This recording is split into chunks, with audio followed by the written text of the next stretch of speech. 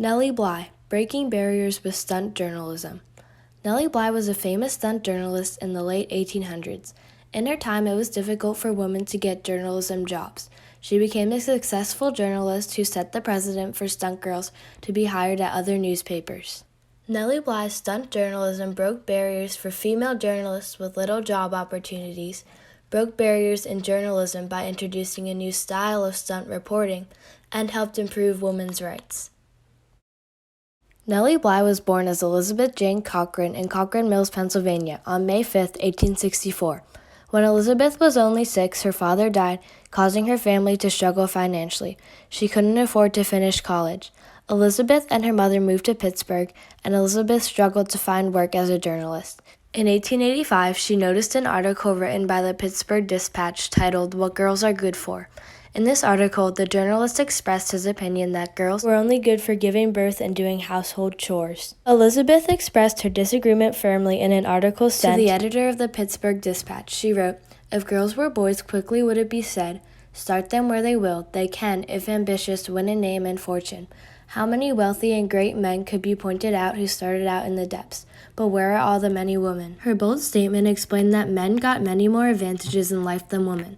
She also wrote about how women with the same job would be paid much less, even if they were better at the job. The editor thought her article was so well written that he published it and hired Elizabeth as a journalist for the Pittsburgh Dispatch. Elizabeth's first article as a Pittsburgh journalist was called "Our Workshop Girls." Elizabeth followed the lives of women working in factories and exposed the dangerous explosives and dirty surroundings in the factories. When she was denied access to the factories, she used stunt journalism and dressed up as a factory worker. Developed the pen name Nellie Bly after a Stephen Foster song. Bly's editor continued to only give her topics for the women's section of the paper. Bly wanted more, so she quit. She left a note for a columnist from the Dispatch saying, "Dear QO, I'm off for New York. Look out for me. Bly." In New York, Bly found it extremely hard to get a journalism job as a woman. After months of being in New York, she had little success. Bly talked her way past the guards of the New York World newspaper office and went to go confront the editor. The editor, John Cockerill, said he would talk to Joseph Pulitzer, the man who ran the New York World, about giving Nellie a job. It was one of the most prestigious and successful newspapers in the country. In September of 1887, Joseph Pulitzer hired Bly.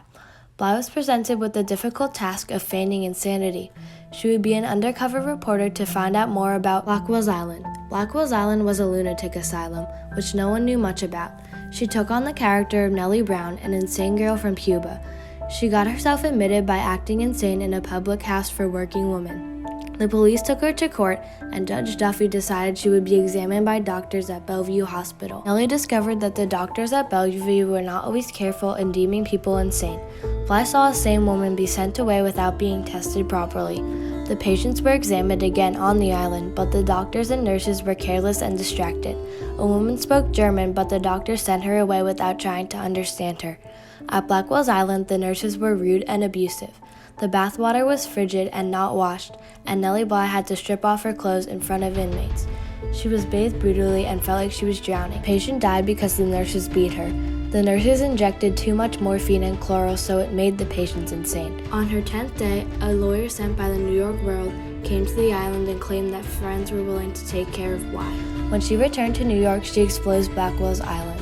The New York World released 10 Days in a Madhouse, which is a collection of Nellie Bly's works on her experiences on the island. The story was a success. Nellie Bly was in headlines seen by men and women and established a permanent position at the New York World under Pulitzer. Bly broke down the barriers of Blackwell's Island with her stunt journalism.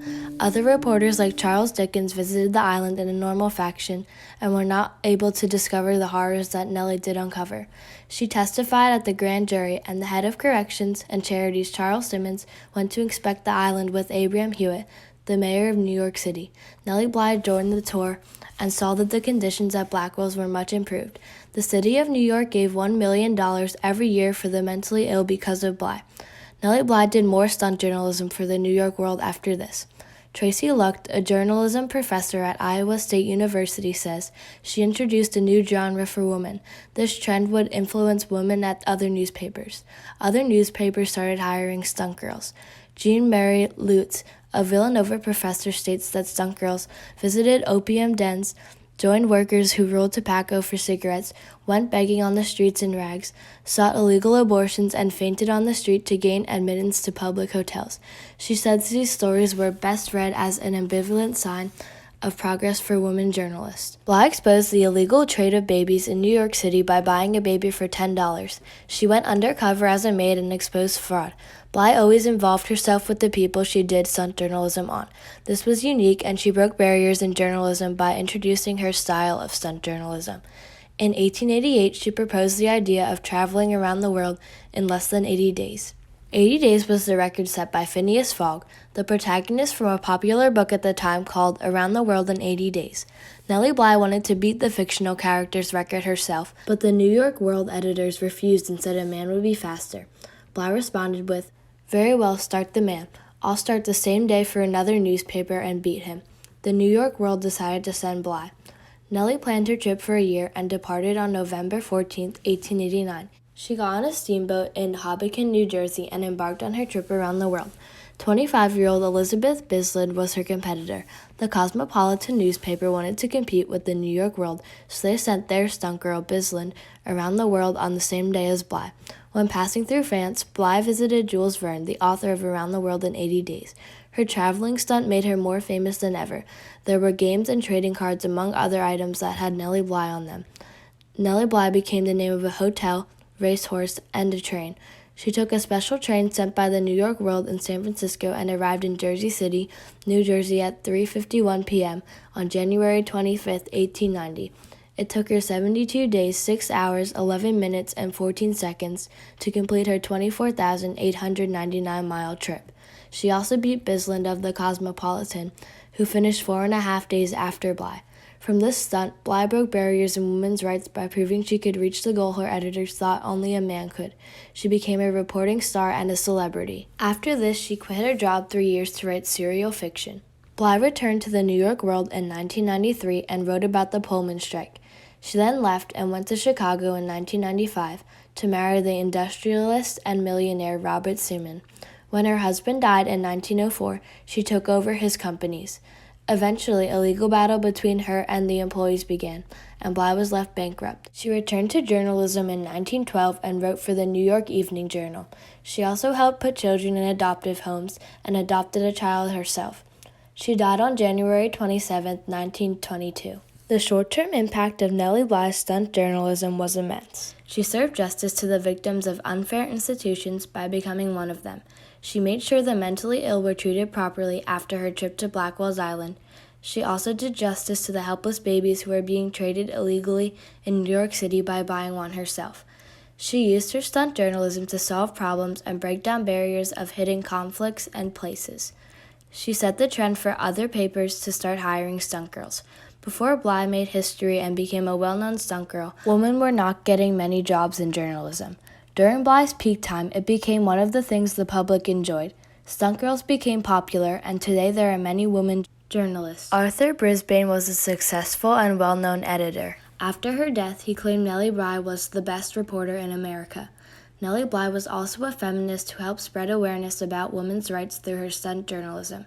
She wrote articles on working women and how they should have the same opportunities as men. She also interviewed Susan B. Anthony and marched in a women's suffrage march in 1913. When she reported on the march, she made the statement, "Suffragists are men's superiors." Her opinion was made clear, and she helped break the barrier of gender inequality. Bly brought a new kind of stunt journalism to readers, where she told from first person and made relationships with the victims. Everett Livney, a current journalist, writer, and lawyer, states, Bly innovated a new kind of investigative journalism, insinuating herself among the subjects of her stories, becoming one of them, and revealing to the readers things never previously seen in print. Tracy Lucht, a journalist professor, says, "What's noteworthy about Nellie Bly's writing is that she makes herself a central character in the story." In the present, this is referred to as gonzo journalism. Gonzo journalism is when the journalist involves him or herself in the story. Hunter S. Thompson was credited with the invention of it in 1971, but Nellie Bly was one of the first gonzo journalists.